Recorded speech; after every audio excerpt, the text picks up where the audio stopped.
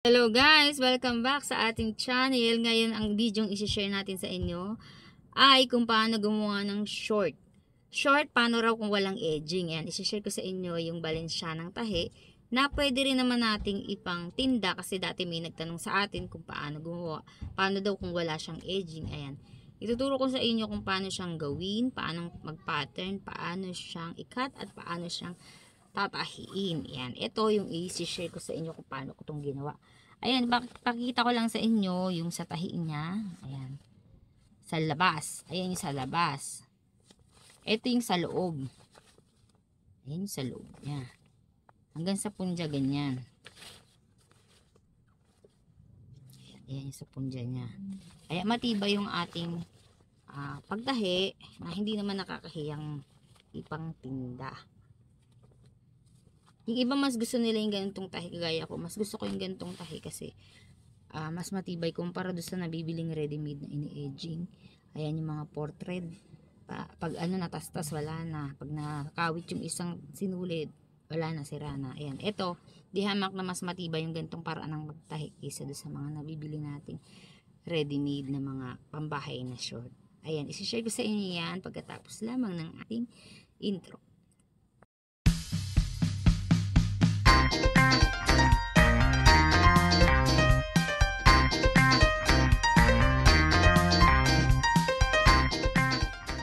Ito, gagamitin ko na tong dulo ng pattern natin. Yan ay pinaka dulo ng ating gagawing pattern. Kaya, magmamark lang ako mula sa taas. Ibababa sa 11. Tapos sa 18. Plus 1.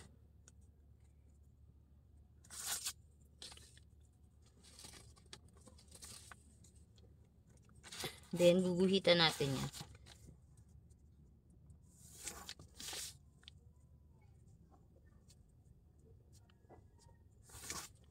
Lahat ng minarkahan natin, guhitan natin ng papasok.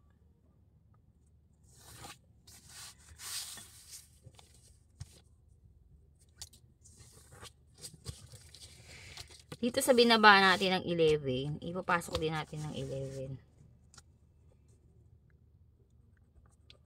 Itong 11 na to, sa sukat ng balakang ito na ano na large. Large, pwede siya sa lalaki, pwede sa babae. Ayan, 11 din dito sa taas. Then, connect, yung parehas 11.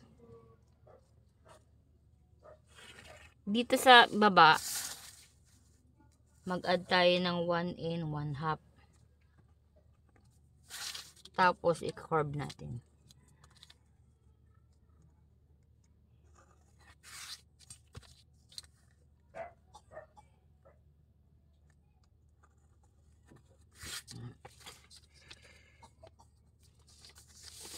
Tapos dito sa baba, kung anong sukat nito, ito, i-minus lang natin ng 1 inches. Diba 11 plus 1 and 1 half, 12 and 1 half. Dito 11 and 1 half.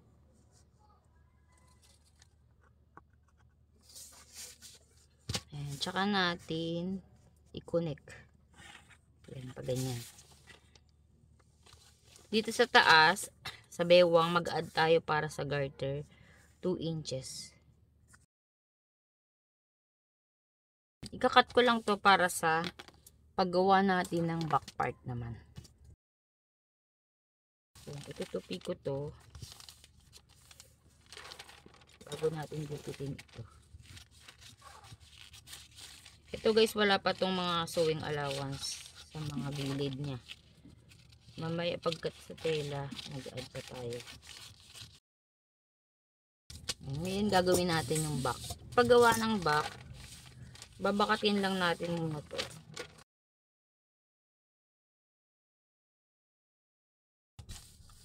Ayan, dito sa back part natin, iaangat lang natin ito, yung tapat ng ating may crotch or punja. Iaangat lang natin sa 1 inch.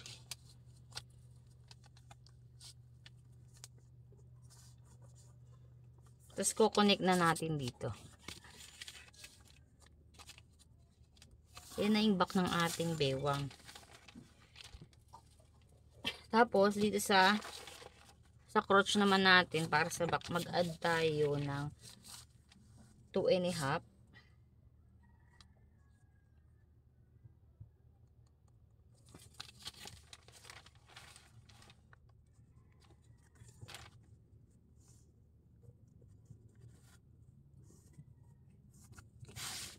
Then, dito, i-connect lang natin. Mag-add din tayo dito ng 2. 2 na lang dito sa baba. Tsaka natin i-connect.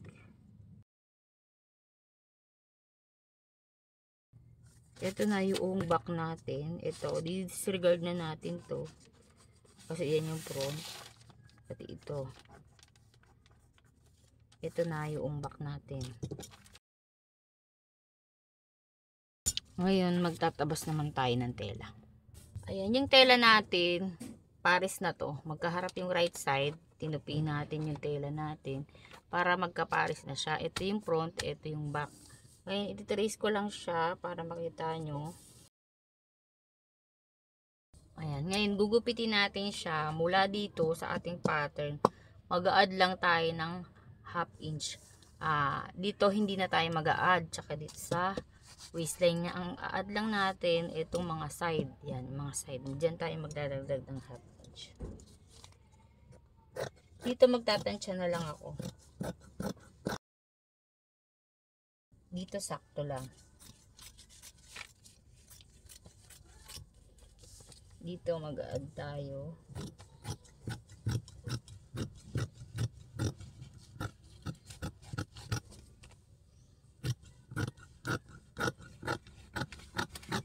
Sa laylayan sakto.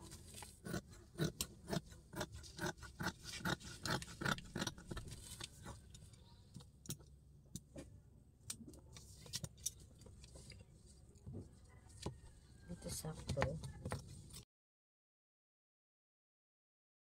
Ayan, ito na siya ang ating front at back. Dito sa back natin guys, maglalagay lang ako ng patch pockets. Ayan, gawa lang natin ng pocket or mark itong ating pattern para makuha natin yung ilalagay din natin dito. Mula sa taas ng pattern natin, ito yung sa banda ng punja. Ibaba natin sa 6 1/2. Dito rin sa kabila 6 1/2. Tapos, guhitan natin yan. Magiging paslan kasi ito guys. Tapos, kunin natin yung gitna. 5 1/2 yung gitna ng 11. Then, sa 5 1/2 yung gitna na yan, i-atras natin sa 2 1/2. Tapos, 2 1/2 din sa kabila. Ayan, 5. Tapos, ibaba natin siya sa 4 1/2. Sa kabila rin 4 1/2. Sa gitna 5 1/2. 5 1/2. Tapos i-connect na natin yan. Ayan yung ating lalagyan ng mark naman dito sa tela naman natin. Yung sa tapat nung mga kanto-kanto na lang ang lalagyan natin. Ito yung part ng kanan. Kanan ng puwet. Lalagyan ko ng marking yung tapat na mga kanto. Kasi magkakat tayo ng ganito. Ito ginawa ko na tong pattern na to. Sakto na to dyan. Kakat natin to na mamaya papakita ko na lang. Meron na tayong front at back.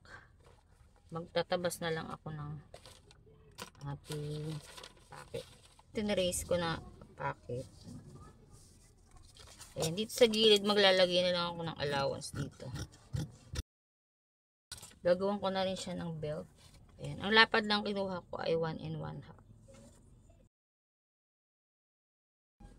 Ayan, okay na to. Ngayon tatahiin naman natin. Unahin ko munang ikabit yung ating packet. Ayan, ito yung tinabas natin. Tutupin muna natin siya. Then, itapat natin dito sa nilagyan natin ng mark. Yung tupi natin dito, ang magiging guide natin yung mga minarkahan natin. Hanggang dyan yung mga tupi. Pag nakabit na yung ating bulsa, ito namang back. Yung crotch muna pagdudugtungin natin. Ayan. Kung sa tahi na nila ini-edgingan, magkaharap ang nasa loob yung right side, ito nasa labas. Ayan, sa paggawa, ito nasa labas ang right side din. Ganyan yung ating tela, hindi siya pantay. Yung nasa ilalim, mas mahaba siya, nakausli. Tapos i-fold natin yan, then pasada natin dito. Mga 1/4 inch or 3/8. 3/8 ang pasada natin. Mula dito sa dulo, pasok natin sa 3/8. Ngayon, pabalik naman tayo, bubuka lang natin tong kung saan tayo huling nagpasada. Ito yung una nating tahi, idadapa na natin siya. Nakatago yung dulo ng tela natin. Nakadapa. Tapos papasadahan natin dito ng 160. Ayan, ganyan siya. Ganyan na ang tahi niya.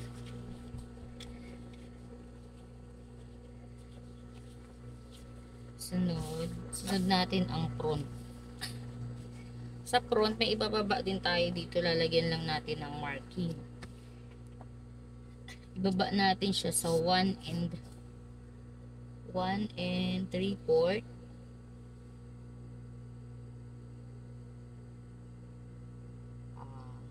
2 inches kasi yung ating inangat. Ibaba natin pala sa 2 and 1/4. 2 and 1/4. Tapos, half inch. Mula sa 2 and 1/4, mag-mark pa tayo sa half inch. Ngayon, pagharapin din natin yung parehong wrong side. Nasa labas ang right side. Etong nilagyan natin ng marking, gupitan natin to. Ayan, half. 1/2. So, ganun uli, itutupi natin to na mag-i-skip tayo ng tahi sa tapat nitong ginupitan natin. Dito lang muna tayo, tapos skip natin. Dito na tayo magtuloy. Ngayon, pabalik naman tayo. Ibubuka lang natin to. Pabalik. Dito sa inangat natin ng half inch or ginupit natin, mag-i-skip ulit tayo dyan.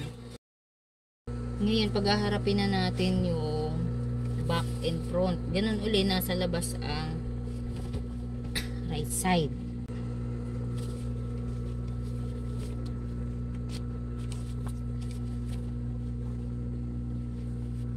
Ito yung front, ito yung back. Nasa ibabaw natin ang back. Ito yung back.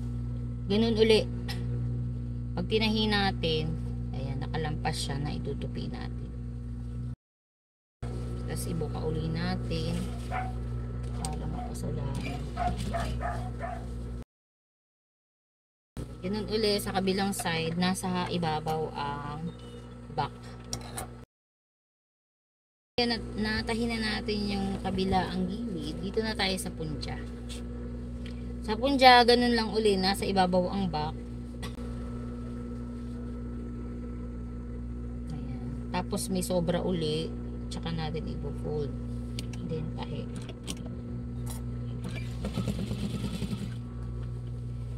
Dito, pagtapatin na natin yung ating punja or yung dugtungan. Pag ang makina nyo hindi kaya, pwede nyo namang ilihis ng konti. Halimbawa, makapal, hindi kaya ng makina. Pwede nyo ilihis ng konti para hindi magtapat yung makapal. Makapal na magkakapatong.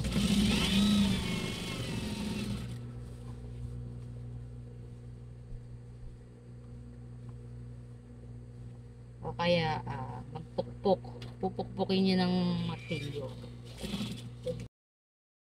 Yun. Babalik naman tayo. Ayan. Dito guys, kakapal to kasi magpapatong siya uli. Pupukpukin ko na siya. Kahit screw lang. Pupukpukin natin.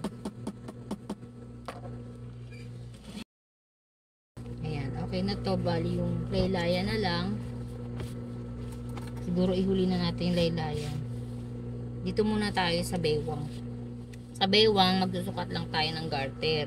Ang pagsukat ko, or parang ako ng pagsukat, itong ating kalahati, ayan, susukatin ko muna yan mula dito sa dulo. Nilalampas ko lang ng konti sa gitna, ganyan. Kasi pag hinatak mo na yan dyan, sakto na yan.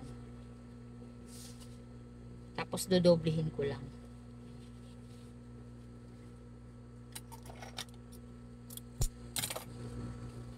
Tapos sasara muna natin to. And pag nasara, ito itutupi ko yung pinakadugtungan, then magmamarking ako ito sa 4 na part. O itong isa hindi na kasi meron ng tahi. Palatandaan natin yan. Natatapat doon sa mga dugtungan ng baywang. Ayan, sa short. Kasi mahirap din maghatak. Ayan, ito yung back. Ito na yung wrong side na to. Nasa labas ang right side. Papatong natin yung garter natin ng mga half inch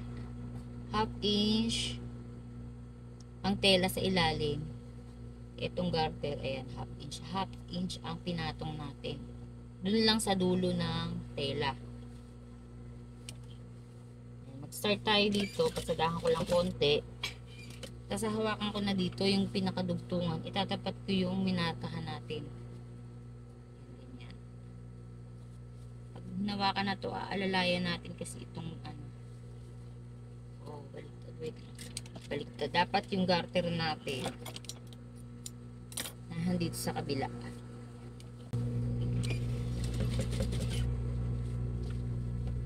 Ayan, tapat sa marka, din hawak para maalalayan na ito, steady na to.